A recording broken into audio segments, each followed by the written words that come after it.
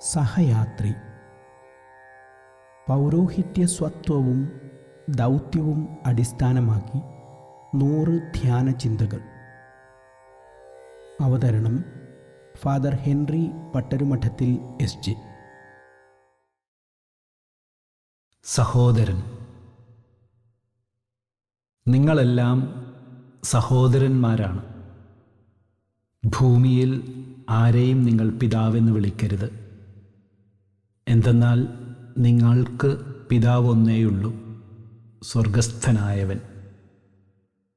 മത്തായി 23:9-10. പുരോഹിതൻ ഏറെ പേർക്ക് സഹോദരനാണ്. അവന് തൻ്റെ കൂടപ്പിറപ്പുകളായ സഹോദരങ്ങളുണ്ട്. കൂടാതെ തൻ്റെ കുടുംബത്തിലും ബന്ധുക്കളിലും ഏറെ സഹോദരീ സഹോദരന്മാരുണ്ട്. അവൻ പൗരോഹിത്യ ജീവിതപാത തിരഞ്ഞെടുക്കുന്നതിന് മുൻപ് അവനോടുകൂടെ വളർന്നവർ.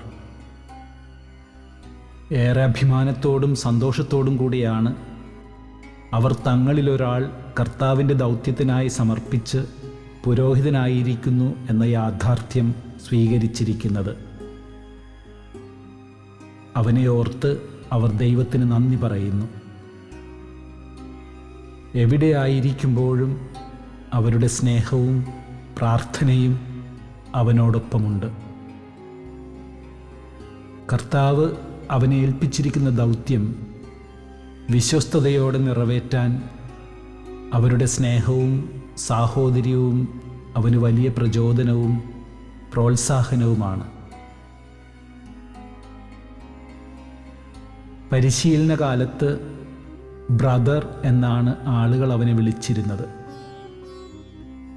ബ്രദർ എന്നത് അവന് അവർ കൊടുത്ത ഒരു ശീർഷകമല്ല, മറിച്ച് അവർക്ക് അവനോടുള്ള ബന്ധം വളരെ ഹൃദയപൂർവ്വം പ്രകടിപ്പിക്കുന്ന സംബോധനയാണ്.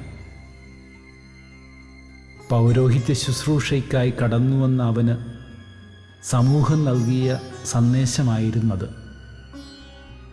നീ ഞങ്ങളുടെ സഹോദരനാണ്. അന്ന് തുടങ്ങിയുള്ള യാത്രയിൽ എത്രയോ മനുഷ്യരെ അവൻ കണ്ടുമുട്ടിയിരിക്കുന്നു. എത്രയോ പേർ ബ്രദറെ എന്ന് സ്നേഹപൂർവ്വം അവനെ വിളിച്ചിരിക്കുന്നു. എത്രയോ പേർ തങ്ങളുടെ ജീവിതത്തിൽ അവനെ സ്വന്തം സഹോദരനായി സ്വീകരിച്ചിരിക്കുന്നു. പരിശീലന കാലം കഴിഞ്ഞ് അവൻ പുരോഹിതനായപ്പോൾ ബ്രദറെ എന്ന വിളി കുറഞ്ഞു. എങ്കിലും പലരും അവരുടെ ഉള്ളിൽ കൊണ്ടു നടക്കുന്നത് ഈ സാഹോദര്യത്തിൻ്റെ ഭാവമാണ്. ചിലർക്കെങ്കിലും അവനെ ഇപ്പോഴും ബ്രദറെ എന്ന് വിളിക്കാനാണ് ഇഷ്ടം.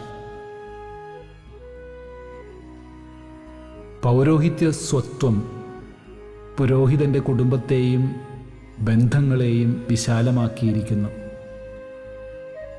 അവൻ്റെ ഗുരുവും നാഥനുമായ യേശു പഠിപ്പിച്ചതുപോലെ എല്ലാ മനുഷ്യരും സ്വർഗസ്ഥനായ പിതാവിൻ്റെ മക്കളാണെന്നും എല്ലാവരും പരസ്പരം സഹോദരീ സഹോദരന്മാരാണെന്നും അവൻ ഉറച്ചു വിശ്വസിക്കുന്നു. ഈ യാത്രയിൽ അവൻ ഒരുപാട് പേരുടെ ജീവിതത്തിൻ്റെ ഭാഗമായിരിക്കുന്നു. ചിലരൊക്കെ അവനെ ജ്യേഷ്ഠനായി കാണുന്നു. ചിലർക്ക് അവൻ അനുജനാണ്. അവന് സഹോദര വൈദികരുണ്ട്, സഹോദര സന്യസ്തരുണ്ട്, സഹോദര സുഹൃത്തുക്കളുണ്ട്. അവനോടുകൂടെ കർത്താവിൻ്റെ ദൗത്യത്തിൽ പങ്കാളികളായിരിക്കുന്നവരും അവൻ്റെ സഹയാത്രികരും അവൻ്റെ സാഹോദര്യം ഏറെ ആസ്വദിക്കുന്നു. അവൻ്റെ സാഹോദര്യത്തിൽ ജാതിയുടെയോ മതത്തിൻ്റെയോ വർണ്ണത്തിൻ്റെയോ ലിംഗത്തിൻ്റെയോ ദേശത്തിൻ്റെയോ ഒന്നും പരിമിതികൾ അവനെ സ്വാധീനിക്കുന്നില്ല. അവനെല്ലാവരും പ്രിയപ്പെട്ടവരാണ്. ഏറെ സ്നേഹത്തോടും ആദരത്തോടും കൂടെയാണ് അവൻ തൻ്റെ സഹോദരങ്ങളോട് ഇടപെടുന്നത്. അവരുടെ സന്തോഷങ്ങളിലും വേദനകളിലും പങ്കുചേർന്ന് അവരോടൊത്ത് അവൻ യാത്ര ചെയ്യുന്നു. ധ്യാനം. സ്വസ്ഥമായിരുന്ന് എൻ്റെ സാഹോദര്യം എത്രമാത്രം സമ്പന്നമാണെന്ന് കാണുക. വിവിധ കാലങ്ങളിൽ വിവിധ ദേശങ്ങളിൽ എൻ്റെ സഹോദരരായി തീർന്ന ഏതാനും മുഖങ്ങളെങ്കിലും മനസ്സിൽ കൊണ്ടുവരിക. എനിക്ക് ലഭിച്ചിരിക്കുന്ന ഈ മഹാഭാഗ്യത്തിന് ദൈവത്തിന് നന്ദി പറയുക. എന്നും ആദരത്തോടും സ്നേഹത്തോടും കൂടെ എൻ്റെ സഹോദരങ്ങളോട് ഇടപെടാനുള്ള കൃപയ്ക്കായി യാചിക്കുക.